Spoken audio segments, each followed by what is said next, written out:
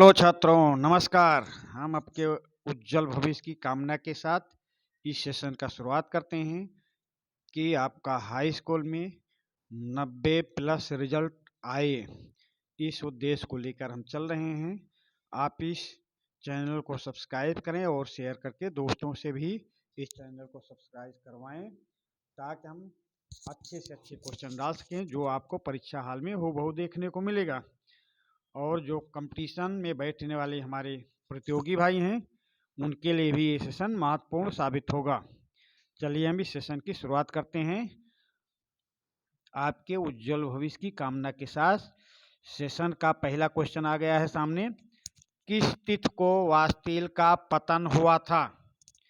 किस तिथि को वास्तिल का पतन हुआ? तो आपको इसका उत्तर देना है।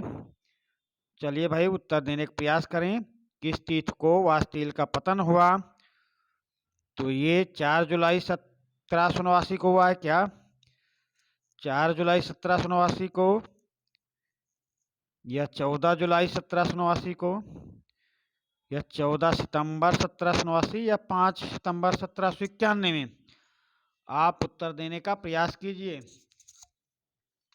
चलिए भाई, और वीडियो के आखिरी में आप कमेंट द्वारा बताएंगे कि आपके कितने प्रश्न सही हुए हैं। उत्तर बताइए।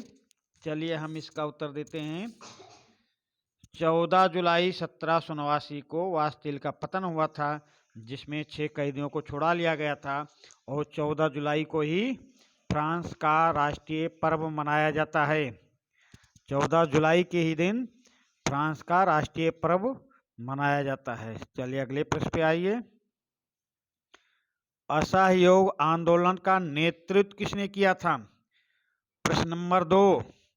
असहयोग आंदोलन का नेतृत्व करने वाले नेता कौन से थे? तो ये नेता महात्मा गांधी जी थे।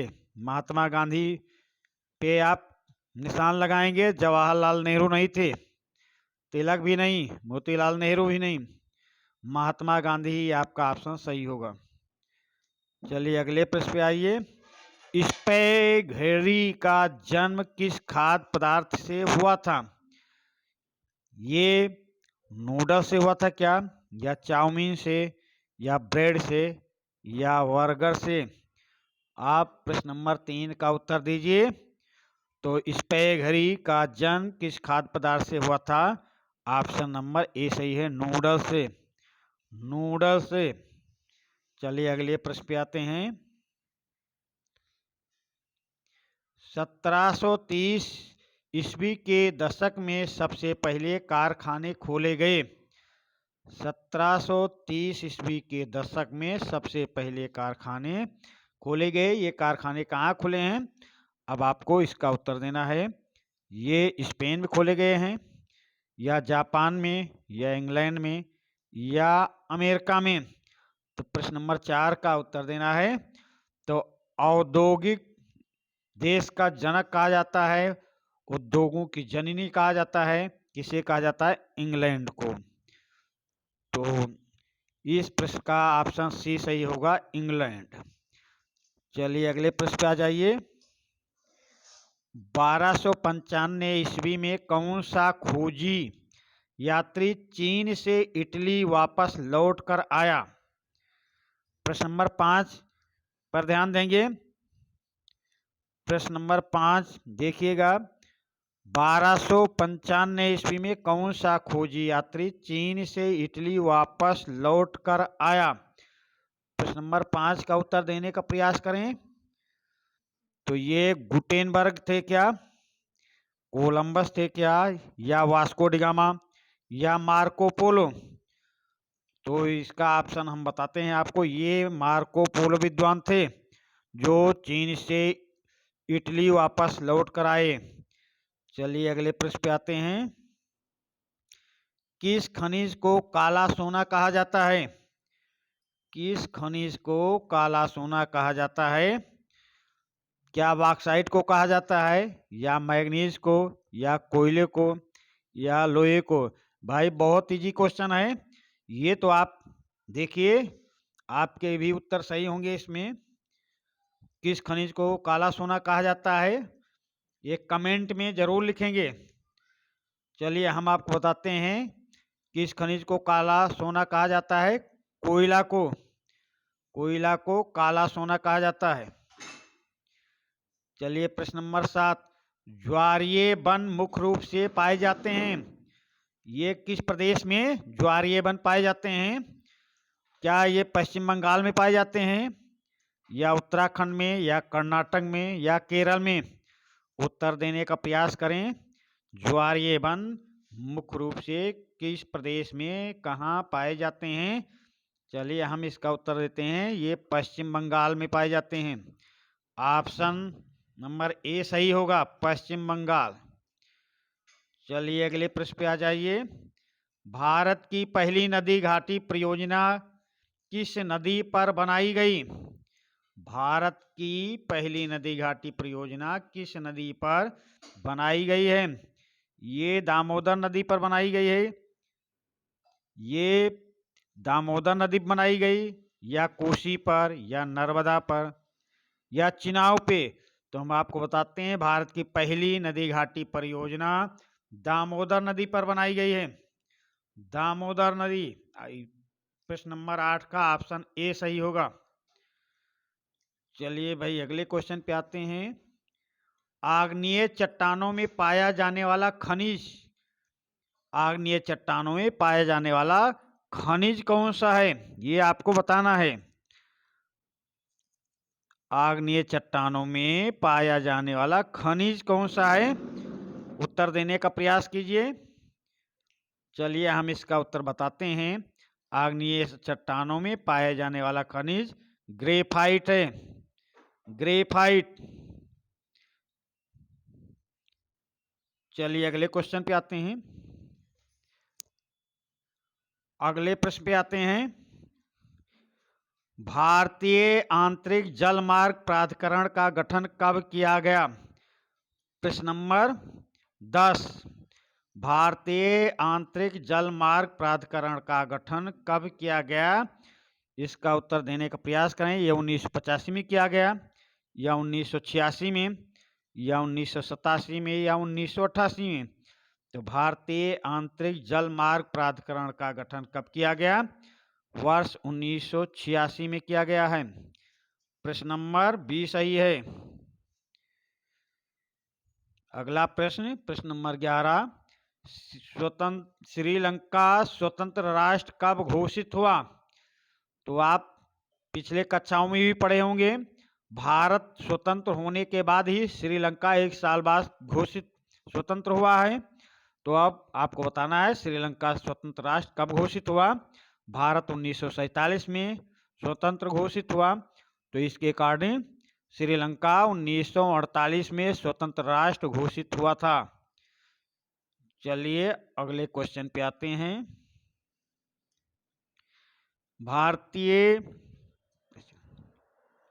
भारतीय संघीय व्यवस्था की सफलता का अधिकारी कौन है? भारतीय संघीय व्यवस्था की सफलता का अधिकारी कौन है? तो इसमें एक ऑप्शन आपका नहीं दिख रहा, वह है उपयुक्त सभी। इसमें आप भारतीय संघीय व्यवस्था कैसी है, उसका प्रशासन कैसा, उसकी जनता शिक्षित है कैसी है, तो आप सभी पे निशान लगाएंगे, ऑप्शन डी पे निशान लगाएंगे, उपयुक्त सभी पे। चलिए अगले प्रश्न पे आते हैं। अमेरिका सामाजिक विभाजन के कारण कौन बने? अमेरिका सामाजिक विभाजन के कारण कौन बने? आधुनिक तथा रूढ़वादी, अमीर और गरीब, श्वेत और अश्वेत, इनमें से कोई नहीं। प्रश्न नंबर 13 को पढ़िए भाई सही से। प्रश्न नंबर 13, अमेरिका सामाजिक विभाजन के कारण किन वर्गों में बटा? आप सीधे शब्दों में आप इसको समझ लीजिए। क्या आधुनिक तथा रूढ़वादी में बटा, या अमीर गरीब में, या श्वेत अश्वेत में, या इनमें से कोई नहीं? उत्तर देने का प्रयास कीजिए। अमेरिका सामाजिक विभाजन के कारण किन वर्गों में बटा था? तो हम इसका उत्तर आपको बताते हैं, श्वेत और अश्वेत वर्ग। अमेरिका सामाजिक विभाजन के कारण किन वर्गों में बटे? तो ये बटे थे श्वेत और अश्वेत वर्ग में।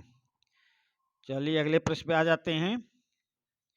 भारत के संविधान के अनुसार भारत एक, ये क्या हिंदू राष्ट्र है, या धर्म प्रधान है, या धर्मनिरपेक्ष, या धार्मिक?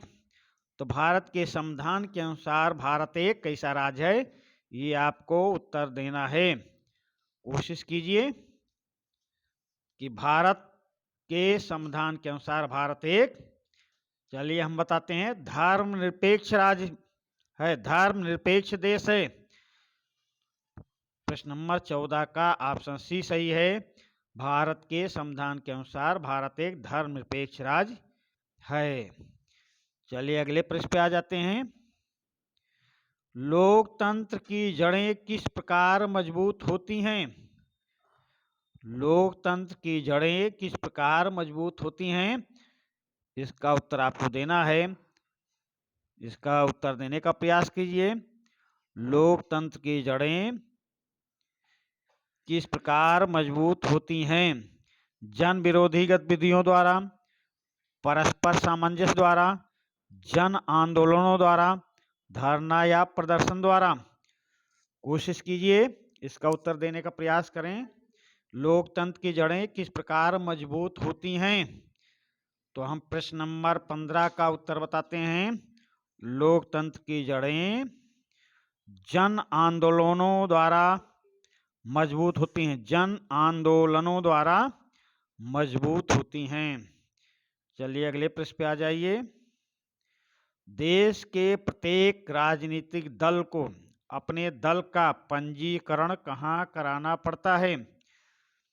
देश के प्रत्येक राजनीतिक दल का अपने दल का पंजीकरण कहाँ कराना पड़ता है?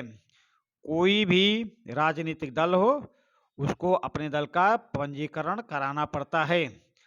तो वो पंजीकरण संसद में करवाना पड़ेगा, या उच्च न्यायालय में, या राष्ट्रपति भवन में, या चुनाव आयोग में? बहुत इजी क्वेश्चन है भाई। प्रश्न का उत्तर देने का प्रयास करें, और वीडियो पसंद आ रहा हो तो लाइक करते रहिए, और दोस्तों को भी शेयर करें। शेयर करके दोस्तों से को समझाएं कि इस चैनल को सब्सक्राइब करें, जो अधिक से अधिक आपके लिए हितकर साबित होगा। चलिए प्रश्न का उत्तर देने का प्रयास करें। देश के प्रत्येक राजनीतिक दल को अपने दल का पंजीकरण कहाँ कराना पड़ता है? हम इसका ऑप्शन आपको बता रहे हैं। चुनाव आयोग में, चुनाव आयोग में अपने दल का पंजीकरण कराना पड़ता है। चलिए अगले प्रश्न पे आ जाइए। प्रति व्यक्ति आय से क्या तात्पर्य है? प्रति व्यक्ति आय से क्या तात्पर्य है? मतलब देश का कोई भी व्यक्ति हो, प्रति व्यक्ति आय से क्या तात्पर्य है? एक देश के आधे से अधिक सामान्य निवासियों द्वारा अर्जित आय। क्या ये सही है? ये भाई गलत है।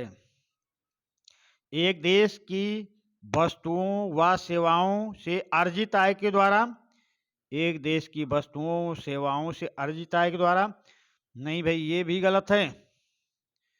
राष्ट्रीय आय में जनसंख्या को भाग देने पर प्राप्त आय, हाँ यही ऑप्शन सही होगा। आपका ऑप्शन सी सही है। उपरोक्त सभी नहीं सही हैं, ऊपर के दोनों ऑप्शन गलत हैं। प्रति व्यक्ति आय से तात्पर्य है राष्ट्रीय आय में जनसंख्या को भाग देने पर प्राप्त आय को प्रति व्यक्ति आय कहा जाता है। प्रश्न नंबर 18 पे आ जाइए। भारत में सबसे अधिक शिशु मृत्यु दर वाले दो राज्य का नाम बताइए। भारत में सबसे अधिक दो राज्य कौन से जहां शिशु मृत्यु दर सबसे ज्यादा है, ये आपको बताना है। तो ये आपको उत्तर प्रदेश और मध्य प्रदेश है क्या, सिक्किम और आसाम, या तेलंगाना और पश्चिम बंगाल, या बिहार और गोवा? तो आप प्रश्न को ध्यान से देखेंगे तो आपको यहाँ बिहार है, बिहार में भी ज़्यादा है, पर दो देशों को पूछ रहा, दो प्रदेशों को पूछ रहा है, तो दो प्रदेशों के स्थान पे ऑप्शन ए सही होगा। उत्तर प्रदेश और मध्य प्रदेश भारत में सबसे अधिक शिशु मृत्यु दर वाले दो राज्य हैं, उत्तर प्रदेश और मध्य प्रदेश। ऑप्शन ए सही होगा प्रश्न नंबर 18 का। चलिए अगला प्रश्न पे आ जाइए। भारत में करेंसी नोट कौन जारी करता है? भारत में करेंसी नोट कौन जारी करता है? भारतीय स्टेट बैंक? नहीं भाई, ये नहीं जारी करता। वित्त मंत्रालय? नहीं, ये भी गलत है। भारत सरकार? नहीं, ये भी नहीं। भारत में करेंसी नोट जारी करने का एक अलग से ही विभाग है, वो है भारतीय रिजर्व बैंक। भारत में करेंसी नोट जारी भारतीय रिजर्व बैंक करता है, जो महाराष्ट्र में है, जो महाराष्ट्र के बॉम्बे में है भारतीय रिजर्व बैंक। चलिए अगले क्वेश्चन पे आ जाते हैं। इस सेशन का लास्ट क्वेश्चन है, और लास्ट क्वेश्चन देखने के बाद आप ईमानदारी से कमेंट करेंगे कि आपके कितने प्रश्न सही हुए, और सेशन पसंद आया हो तो वीडियो को लाइक भी करेंगे। चलिए हम इस सेशन का लास्ट क्वेश्चन आपसे पूछते हैं। निम्नलिखित में से किस क्षेत्र ने भारत में वैश्वीकरण के कारण लाभ नहीं उठाया है? प्रश्न देखिएगा, निम्नलिखित में से किस क्षेत्र ने भारत में वैश्वीकरण के कारण लाभ नहीं उठाया है? ये कृषि क्षेत्र है क्या, या औद्योगिक क्षेत्र, या व्यापारिक क्षेत्र, या परिवहन क्षेत्र? तो ये कृषि क्षेत्र ही है जो व्यापारिक लाभ नहीं उठाया, वैश्वीकरण के कारण लाभ नहीं उठा पाया है। तो प्रश्न नंबर 20 का ऑप्शन ए सही होगा। निम्नलिखित में से किस क्षेत्र ने भारत में वैश्वीकरण के कारण लाभ नहीं उठाया है? वो कृषि का क्षेत्र है, कृषि का क्षेत्र। ऑप्शन ए सही है। इसी प्रश्न के साथ हम इस सेशन का समापन करते हैं। धन्यवाद।